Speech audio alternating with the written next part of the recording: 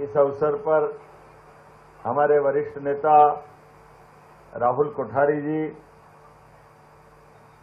ACS Ashok Varnwal जी, अंबाडे जी, सुब्रंजन सेन जी और इस कार्यक्रम के शुभारंभ के अवसर पर सभी आगंतुक अतिथिगण, विभाग के अधिकारीगण, अलग अलग समितियों के सभी पदाधिकारीगण, प्यारे मित्रों, पत्रकार साथियों, एक साथ कई चीजों की शुरुआत यह हुई है, लेकिन अभी तो माताजी का पर्व चल रहा है। नवरात्रि का आखिरी दिन मां अंबा हम सबकी मनोकामना पूर्ण करे।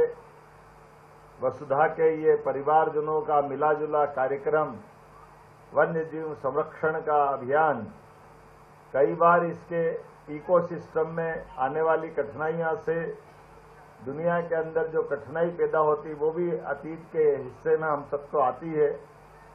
और हमने अतीत की कई चुनौतियों के आधार पर मध्य प्रदेश यशस्वी प्रधानमंत्री के नेतृत्व में हमने सबने देखा बदलते दौर का प्रदेश। 2022 में एशिया से गायब होने वाले चीते का परिवार फल रहा, फूल रहा, आगे बढ़ रहा हमारे सबके सामने है। ये फॉरेस्ट डिपार्टमेंट की, मध्य प्रदेश सरकार की बड़ी महती उपलब्धि। ये चीते प्रोजेक्ट लगा करके गिद्ध प्रोजेक्ट के भी विस्तार से अलग अलग प्रकार की उनकी सारी जीवन की रचनाओं को समझते हुए उन पे जो काम किया जा रहा है, मैं गिद्धों के संरक्षण को लेकर के भी भोपाल के प्रयास की सराहना करता हूं, बधाई देना चाहता हूं। जब बधाई देना तो 2-4 ताली क्यों बजना चाहिए, अच्छा ही बजना चाहिए। और अब गिद्धों की बात करें, घड़ियाल है, मगर है, अब तो कोबरा भी आ गया। एक कोबरा जरूर यहाँ हमारे लिए अपने बीच में से, लेकिन दूसरा मैं इंदौर देख के आया हूं। कोबरा भी अपने परिवार बसाने की दिशा में आगे बढ़ रहा है। बदलते दौर में ऐसे कई वन्य प्राणी, अब कुछ समय बाद नर्मदा जी में, तवा में मगर भी छोड़ने वाले हैं। जोरदार अभिनंदन करो हमारे जल जीव को लेकर भी वन विभाग कितने प्रकार से काम कर रहा है, कितने प्रकार से सब विचार कर रहा है। थल में, जल में, गगन में, सब दूर नभ में जो बात सोची गई है, हर जगह पर ये जो इकोसिस्टम बनाने का प्रयास किया है, ऐसे में इसी बात को बचाने के लिए आज यहाँ पर्यावरण को दृष्टिगत रखते हुए ई व्हीकल को लोकार्पित किया। 40 ई व्हीकल, ये भोपाल के वन्य प्राणियों की दृष्टि से भी और हमारे लिए जोरदार अभिनंदन करें।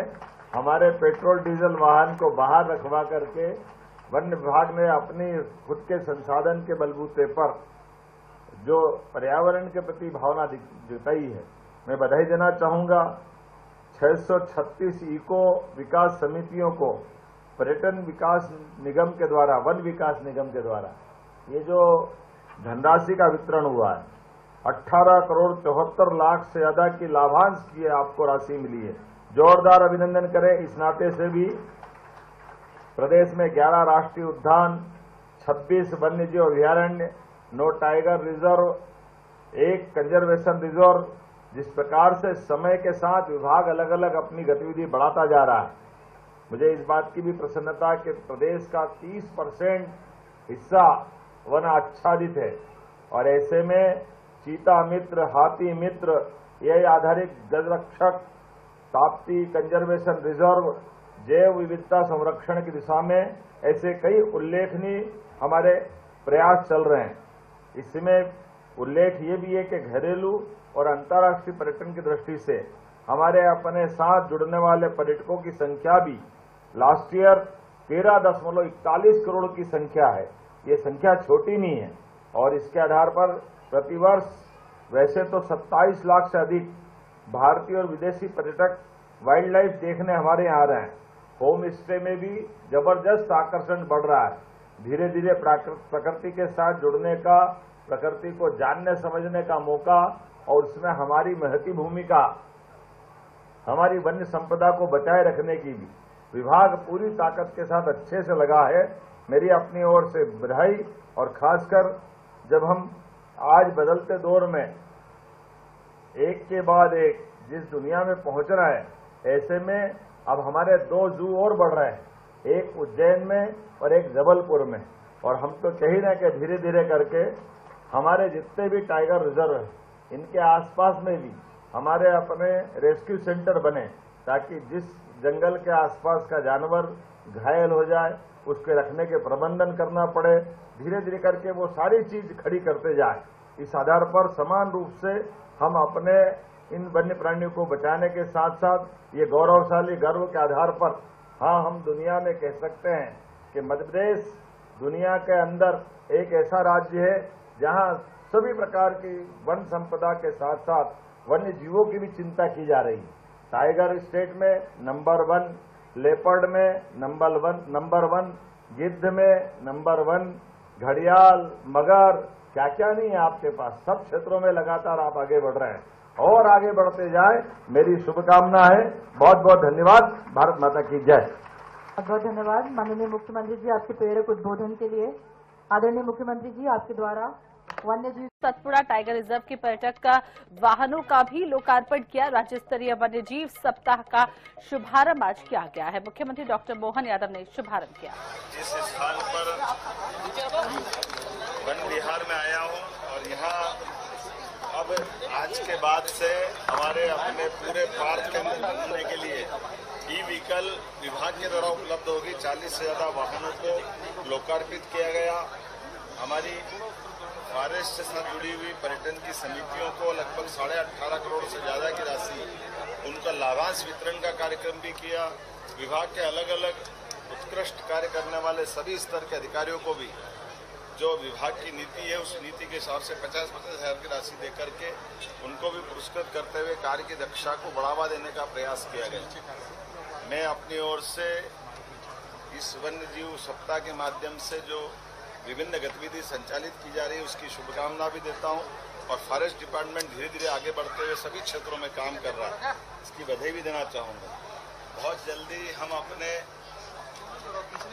प्रदेश के अंदर मां नर्मदा के मूल धारा में और मां नर्मदा की सहायक तवा नदी में भी मगर जाकर छोड़ने वाले, ये हमारे लिए मां नर्मदा की सवारी का उनके आवास में, उनके परिवेश में हमारी वन जीवों के प्रति जो जल जीवों को बढ़ावा देने की नीति है उसी का परिवर्तन है।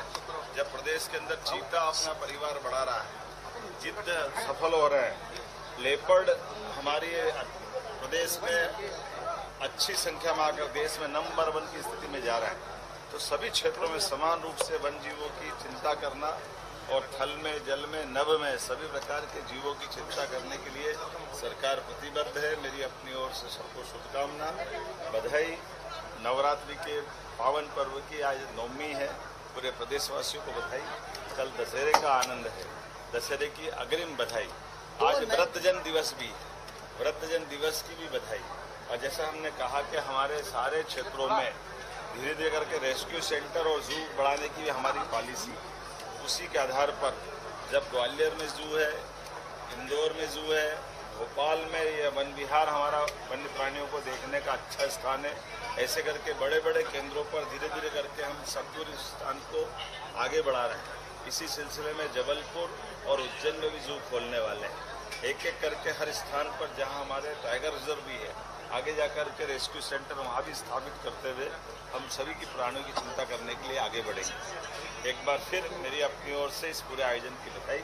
लेकिन अभी तो एक और अच्छी बात है, भावांतर योजना के माध्यम से हमारी सरकार किसानों के लिए, मैं धन्यवाद अदा करना चाहूँगा प्रधानमंत्री माननीय श्रीमान नरेंद्र मोदी जी का और कृषि मंत्री जी का। हमारे यहाँ पिछली बार 4800 रुपये में सोयाबीन का MSP हुआ था। आपको ध्यान होगा कि ये हमारी सरकारों के द्वारा ही रेट बढ़ाए जा रहे हैं, अन्यथा सालों से सोयाबीन के रेट बड़े तकलीफ में थे। इस साल फिर 500 रुपये बढ़ा करके 4800 के बजाय 5328 रुपये का MSP डिसाइड हुआ है। और ऐसे में हमारी सरकार ने तय किया है कि किसानों को उनका दाम दिला के रहेंगे। तो 5328 रुपये के लिए हमने अपने सारे कलेक्टर से कहा है कि अपने अपने जिले के अंदर मंडियों के भाव ठीक से मिले, और ऐसे में भी कोई कारण से किसान को वहाँ अगर 5000 मिलते हैं 4600, 4500, 4700। तो भावांतर के आधार पर जो किसान 3 तारीख से पंजीयन कराएंगे, पहले 10 से कराने वाले थे, अब हमने उसको और रिडिजाइन किया प्रोग्राम को। अब 3 अक्टूबर से किसान भावांतरण में जिनको अपने उपार्जन का लाभ लेना है, इसकी दृष्टि से हमने 3 तारीख से पंजीयन प्रारंभ कर दिया है और 24 तारीख से वो मंडी में जाकर अपना माल बेचे। शेष अंतर की राशि सरकार उनको तुरंत अतिशीघ्र पहुंचाएगी। और मुझे इस बात का आनंद है कि प्रदेश भर में उत्साह और उमंग का वातावरण है। हर स्थान पर मैं जहां जा रहा हूं, भावांतर से जुड़े हुए सारे किसान